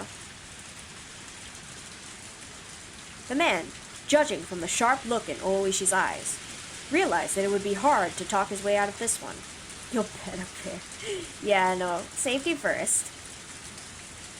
No matter what he said, the most time he could buy would probably be only a few dozen seconds. Only the sound of rain filled this tense moment. Just then, they heard the sound of a struggle from far off. Oishi had a hunch. There was no doubt that Akasaka, who was circling around back, had run into the perpetrators who were trying to slip away. As Oishi thought that, the man in front of him reacted a moment faster. The man swung with an attack that was more intended to obscure Oishi's vision rather than actually hit him in the face. Seizing his opportunity, the man aimed a kick at Oishi's groin without any hesitation. You might see one through the window? Yeah. Hopefully that'll be okay. But he missed his mark and was unable to land that critical blow. The man, trying to pin Oishi, grabbed him by the base of his neck with both hands and fiercely tried to push him down. But as Oishi fell backwards, as if kicking the man upward, he dug his foot into the man's midsection. With that leg acting as a fulcrum, the man was flung by the falling Oishi as if by a circle throw. The two of them squared off in the pouring rain. Also take landscape pics for the manga? Yeah, that's always a good idea. Isn't this interesting? You wanna go? Oishi, as if trying to cheer himself on, grinned smugly. He then stood up while brushing the mud off himself. Even though he countered the assault, Oishi was getting up rather awkwardly compared to the man who he threw, who swiftly sprang to his feet. Fight! Yes! Oishi-san! Hurry! Akasaka's voice rang out from the distance. Judging from the distress in his voice, he was already engaged in a fight and wanted Oishi to reconvene with him. But Oishi's hands were full as well. Akasaka-san! Sorry, but can you wait a bit? The man raised both fists into a stance that hinted at him being acquainted with karate or some other form of martial art. Of course, Oishi, as an officer of the law, was decently versed in judo. He also had the moxie to have been through his fair share of fights before. Because of that, he could tell that the man in front of him was quite a bit better at fighting than he was. Dang it. Thinking that this was going to be easy just because the other came from the Sonozaki family to release the hostage had been a big mistake. Oh, the order, my bad. You're pretty good. It's been a while since I got this worked up. Oishi played off the situation like it was no sweat. His opponent, seeing his attitude, took that to mean that Oishi wasn't going to go down easily. The man wildly charged forward, attempting to grab Oishi. If the man managed a successful clinch from his low stance, Oishi would be tackled to the ground and end up being mounted. It was something you saw often when children fought, but it really was a bad position, since you couldn't do much once you were in it. Oishi, responding to that move, also lowered his stance to collide with the man head-on. The moment they clashed, Oishi grabbed the man's lapel.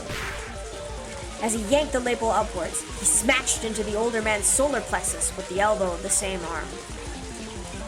It was a move from Oishi's own personal brand of brawling judo.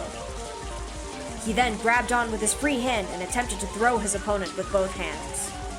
karate's more self-defense to get out of things, at least from what you did. Yeah, I think a lot of martial arts tend to be like that. They mix a lot of self-defense in with it, since that's kind of the most important thing. Unless you're doing, like, professional combat fighting, like MMA, I guess. But the man lowered his center of gravity and swung his arms in a large arc, entwining them with Oishi's. Not only that, but he had forced both of Oishi's elbows to the outside, and Oishi, now in an awkward position, was in danger of exposing his back with his hands still clutching the man's chest. This guy practiced Aikido or grappling, didn't he? Oishi, cursing the fact that his fingers were twisted into the man's shirt and couldn't get away, released his grip. Was it Aikido? It might be Aikido. But he was still in the awkward position of being bent over, and to top it off, at 0 range. The man was able to read Oishi's movements completely as he tried to squirm his way into a better position. And then took the palms of his hands and swiftly clapped them over both of Oishi's ears. Arr!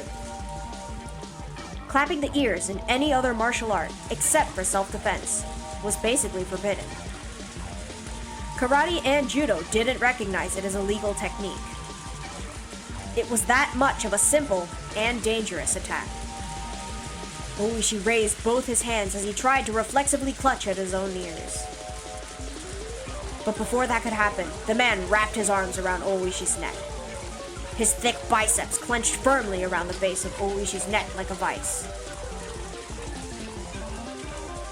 Oishi instinctively thought he was going to be killed. After all, it wasn't hard to believe that a man like this, who was accustomed to fighting, could crush his opponent's neck from this position. You should do a Google feud stream, that might be fun. I have no idea what that is. But his opponent didn't do that. He had chosen to keep his hold and force Oishi to lose consciousness. That's why Oishi, at that moment, even though his face was twitching, was grinning widely. Even though his opponent had a chance to kill him, he didn't choose to. He was thinking, this guy has no intention of killing me. However, even though that might be the case, the man's hold on his neck was by no means gentle. In no time at all, Oishi's consciousness began to fade. Having the experience of being taken down countless times in judo during his student days, Oishi was utterly resigned to the fact that it was over.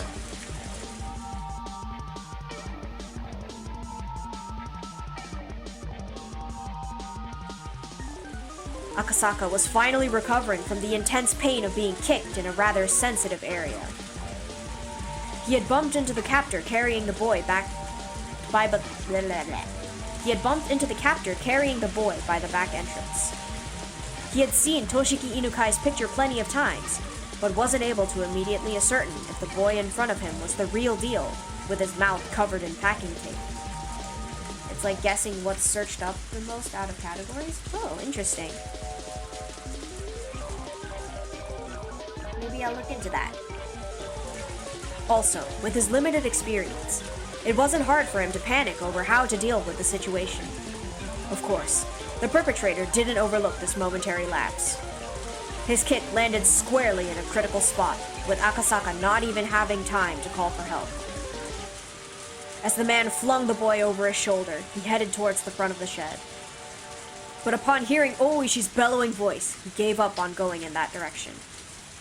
He then dashed off towards the forest, as if the weight of the boy slung over his shoulder wasn't even there. Akasaka was lost for a moment. Meeting up with Oishi, who was fighting with the enemy, was by far the safer option. But he couldn't just lose sight of the fleeing man. Akasaka stood up and chased after the captor's back. He ran through a short thicket, branches and fallen leaves crunching underfoot. The tips of branches raked and clawed at him, small scratches inscribing themselves on his body one after another. He kept on stepping into puddles and mud, and his shoes were soon filled with murky water. For Akasaka, traveling through this unexplored forest was, even though this was an emergency situation, extremely unpleasant. Stop! This is the police! As he said that, he regretted it immediately, as it was but a waste of breath. There wasn't a thief in the world that would politely stop when told to by the police. To a city boy like Akasaka, running through this forest was an arduous task. However, it must have been no easy task either for the man carrying the minister's grandson.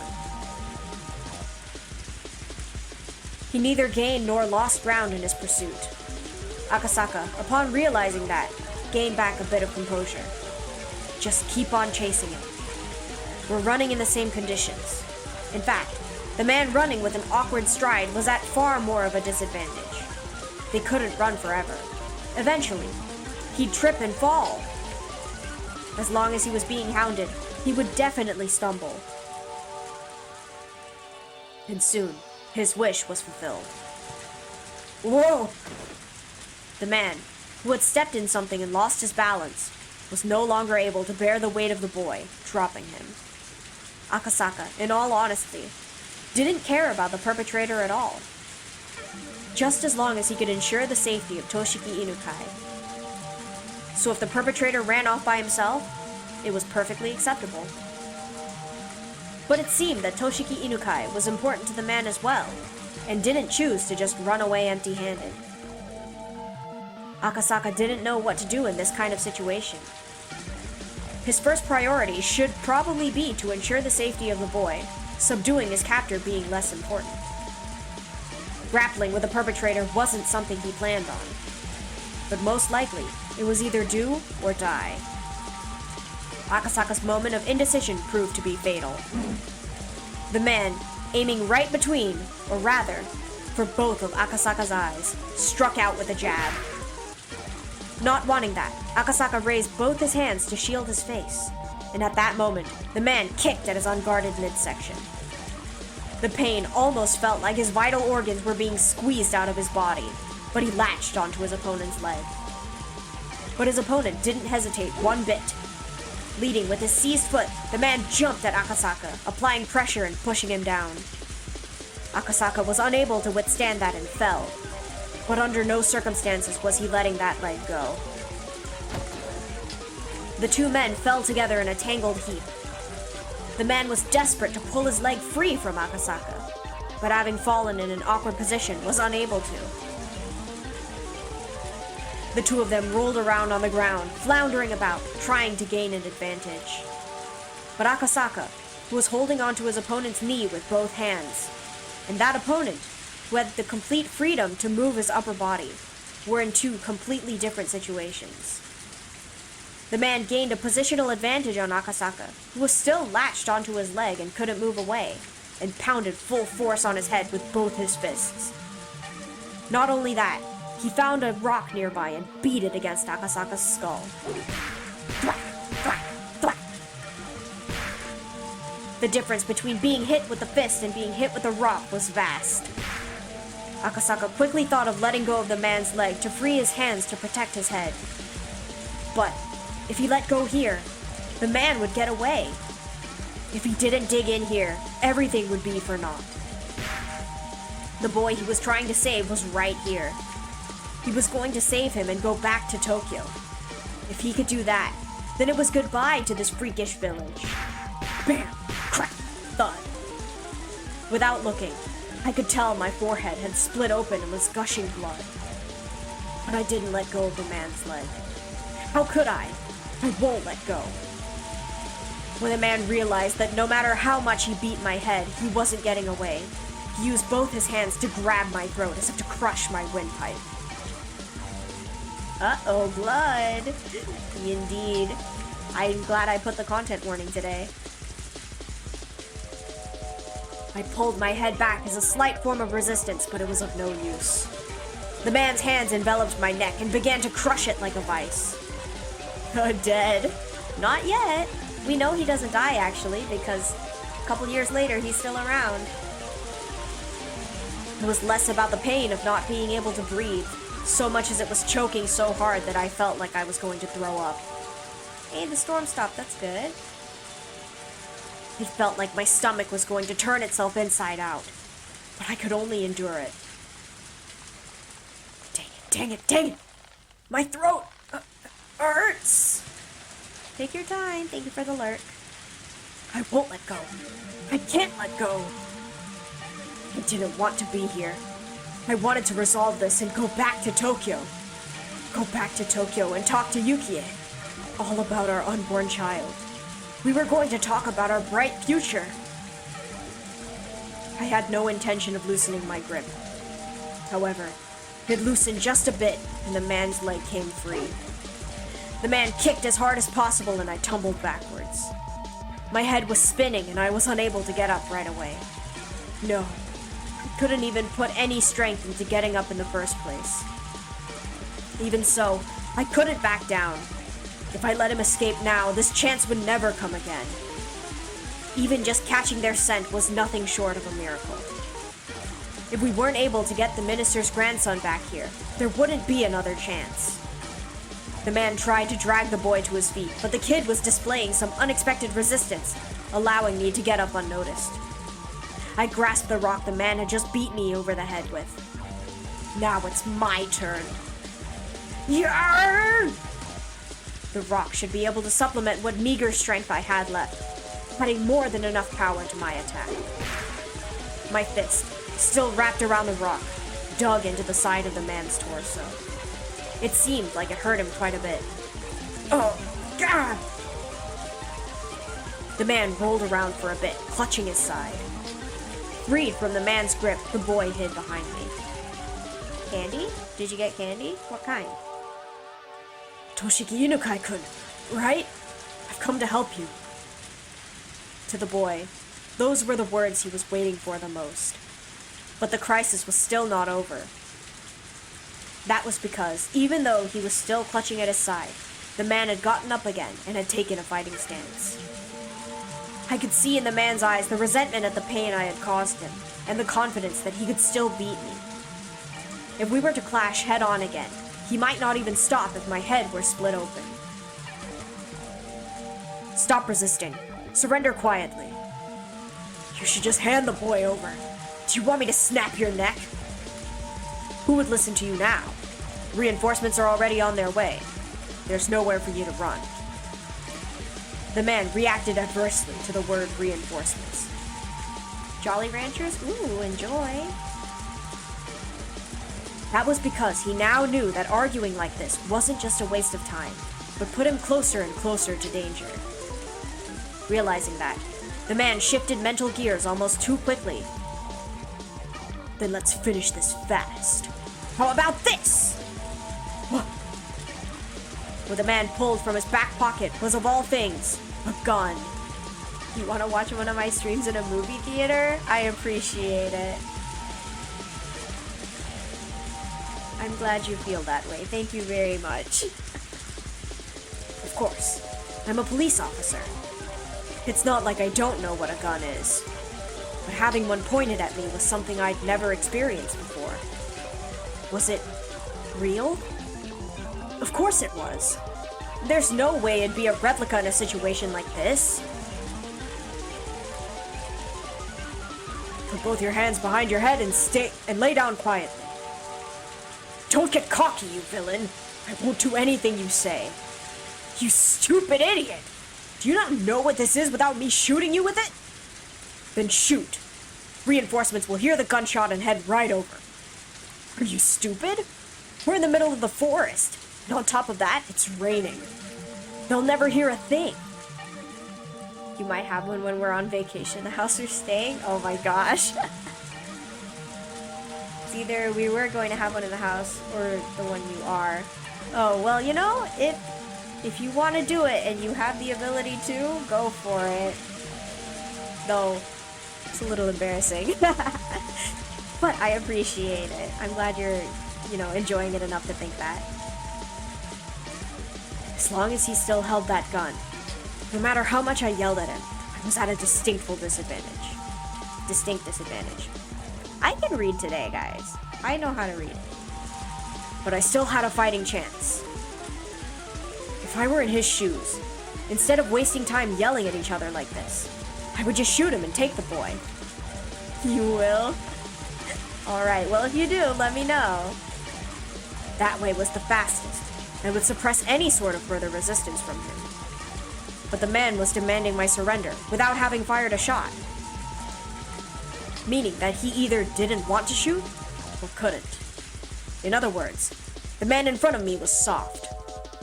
If I could buy even just a little more time, the factors that would lead to my victory were numerous. It would be fun to watch Twitch in a theater. I think so too. Oishi was probably on his way, and the reinforcements we called for before coming here should already be on their way as well too. Not only that, they should have contacted the local police box. Without a doubt, somebody stationed in the village would be here much quicker than that. Dang it. Do I have to put a bullet in you to understand how dangerous this thing is? There's no escape. Don't add to your crimes. At that moment, I heard the rustling of foliage and heavy footsteps approaching. If Oishi was coming here, it was a whole new ballgame. The man couldn't have more than one gun. Oishi-san! Over here! Over here! Huh? I had thought that time was on my side.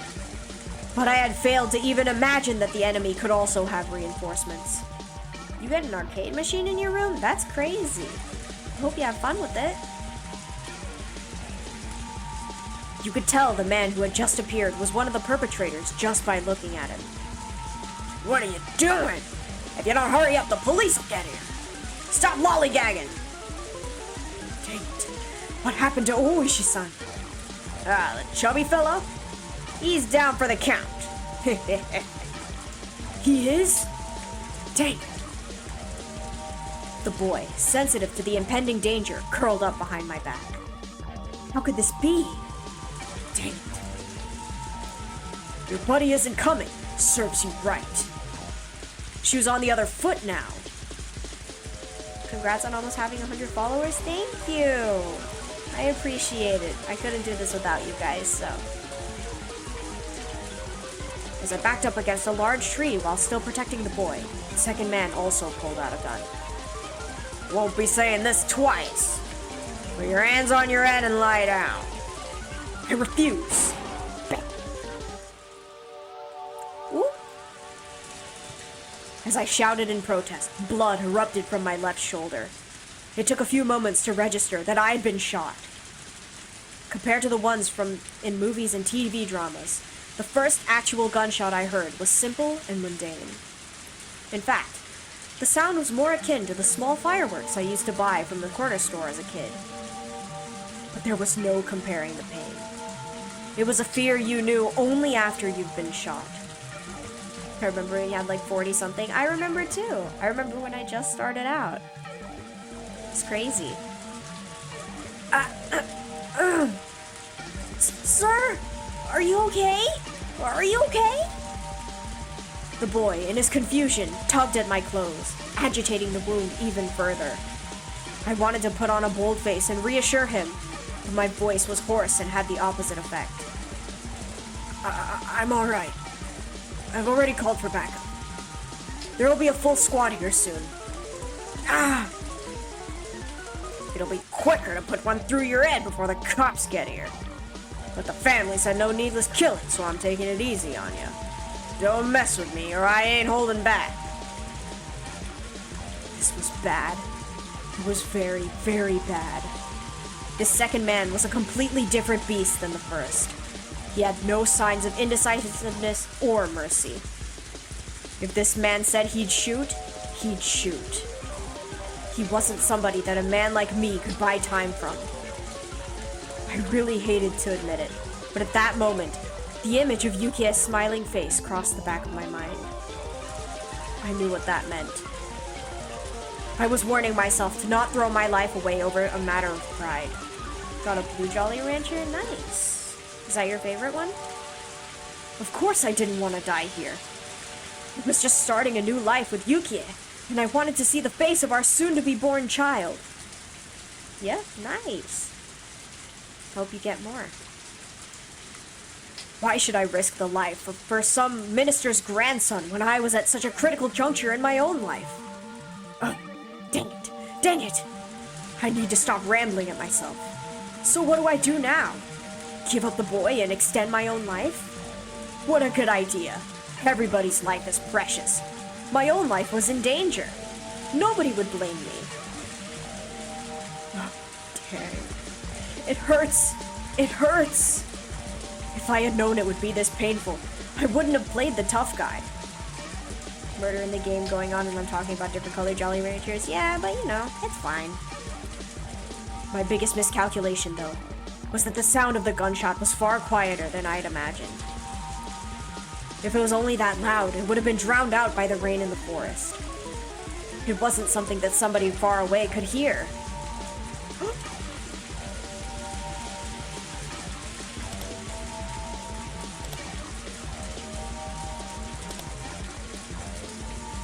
Alright. What do we do? Should we plead for our life or wait, watch for an opportunity?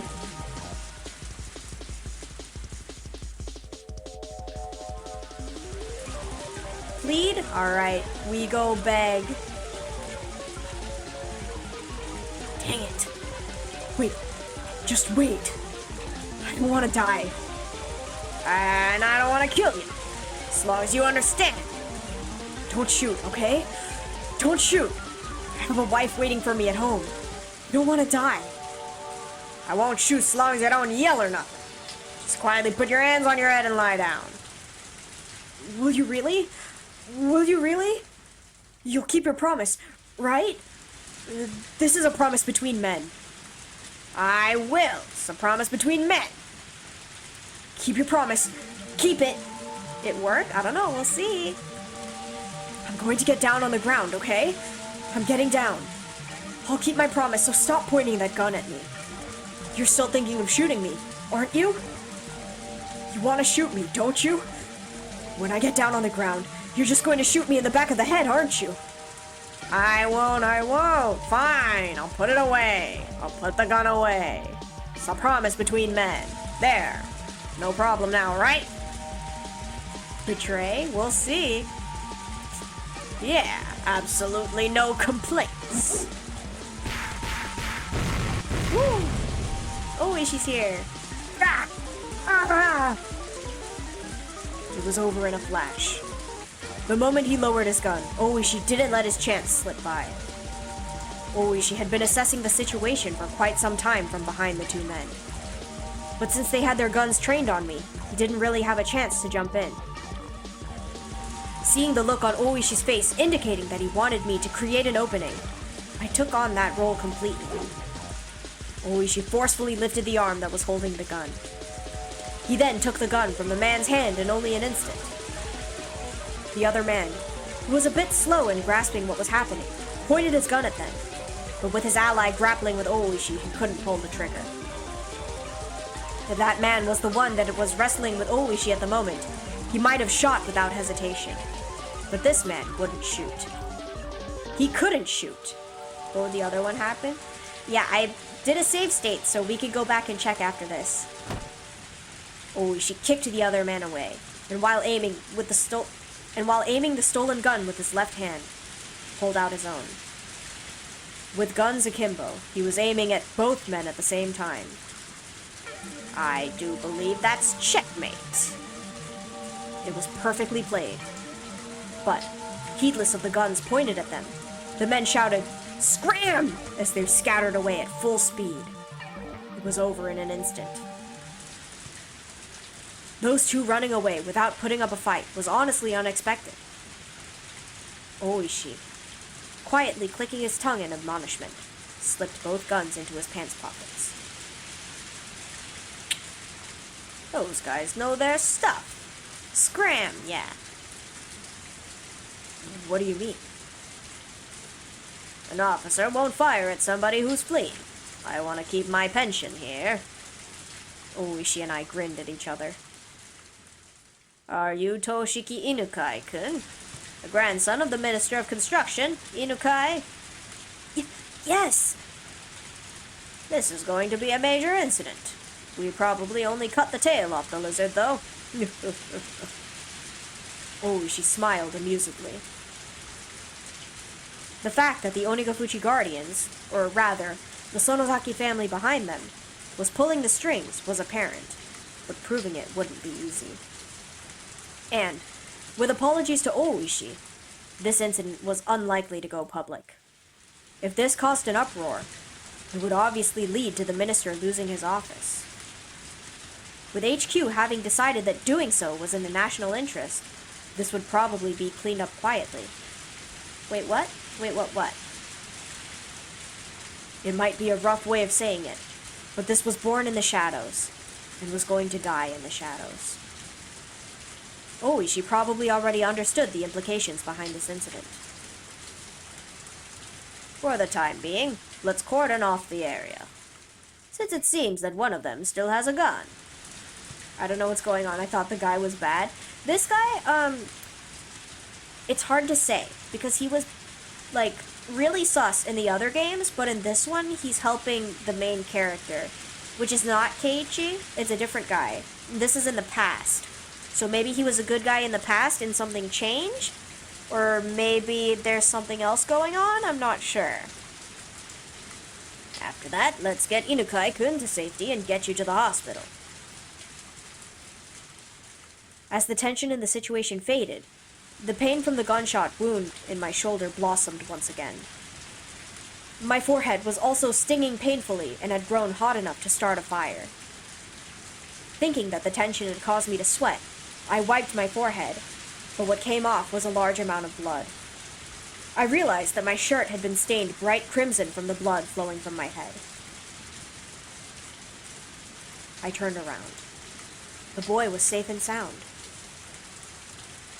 Without a doubt, there would probably be an investigation on the men who ran, but that was for another day. At this point in time, I could safely say we had cleared the major hurdle of securing the boy's safety. As soon as I recognized that, it felt like the lights in my head had been hit by a power failure. My knees buckled from underneath me, the ground there feeling as soft as a cloud. It didn't feel unpleasant, even as I was covered in the rain-soaked mud.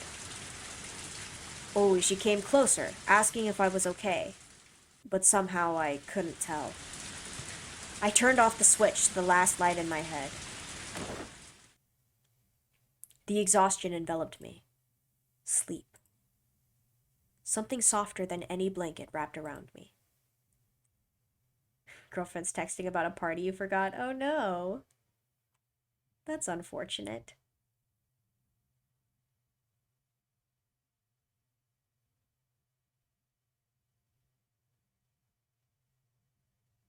A very kind person.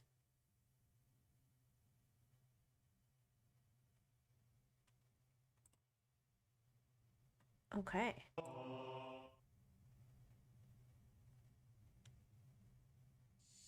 Patients admitted to the hospital can only accept calls at fixed times. That's why she wouldn't be receiving a call from him today. Yesterday, she had teased him that he got lonely easily, so he might have struggled with the idea of calling her sooner. That was much easier to imagine, rather than that he might just be too busy to call. Because he's just that type of person. Yukie, whispering that, smiled to herself. The announcement that visiting hours were over played over the hospital intercom along with some music. She exchanged pleasantries with the family of the patient that was staying in the same room as her. Probably eager for his mother to be discharged, their small child was wearing a beaming smile. Forgot you had wings? I do have wings, yes. Can turn them on and off, though. And I usually have them off. That child's mother was pregnant in the bed next to mine with what may have been their new brother or sister. What may be, not may have been. He's not dead. Oops. They were probably ready to burst with the expectations, dreams, and worries of having a new sibling. The joys of a growing family. Bathing in those warm feelings, I stroked my own belly, which had grown quite large. I had talked with him about how many children we wanted to have. We talked about how if we had 3, it would certainly be lively. However, there was the inescapable worry of whether I would be able to handle giving birth that many times. There isn't a mother out there who would hate to give birth because of that worry, though. Yukie, smiling as she said that to herself, gently stroked her stomach. The Metropolitan Public Safety Division. The place where that man's sense of justice had led him. That person was actually a very gentle, very fragile person.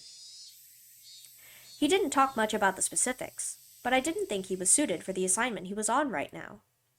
But, as long as he said he was going to try his best, I would watch over him warmly. Your father, you see, is a very hard worker, you know. Kuchi-kuchi-ku. Yukie seemed to be enjoying herself as she talked to her own belly. At that moment, Yukie suddenly became concerned about something and looked out the window. It used to be this time, long ago.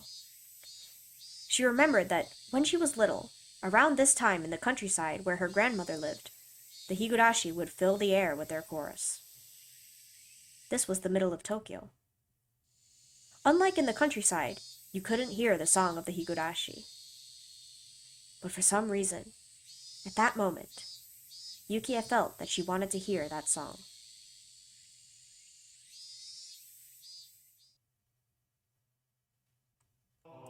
Okay, we're gonna save this and then we're gonna go back and do the other ending. So save this here. And then we're gonna load this. Yes.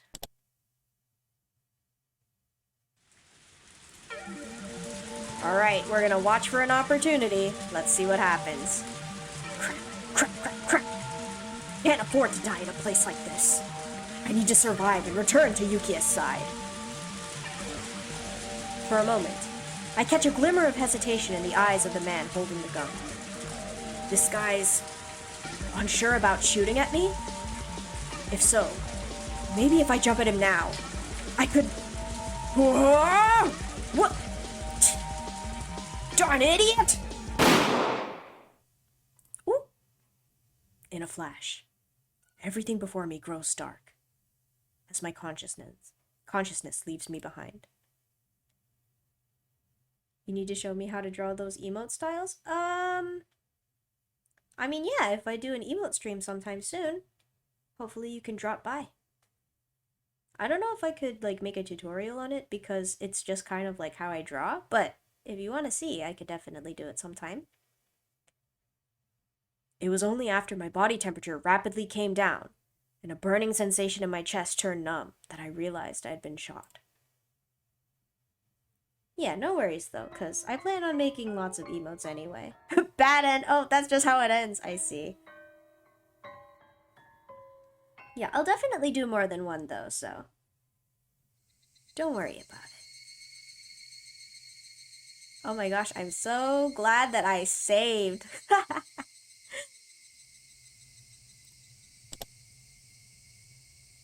Alright, well we don't need that one anymore. What a way to just like suddenly end it. That's so funny. But I think we will end it here for today because that was a long chapter and my voice is slowly perishing. So, thank you guys so much for joining me. I'm glad we finally get to make some relevant choices in this game. That's fun. And hopefully I will see you next time. Bye-bye!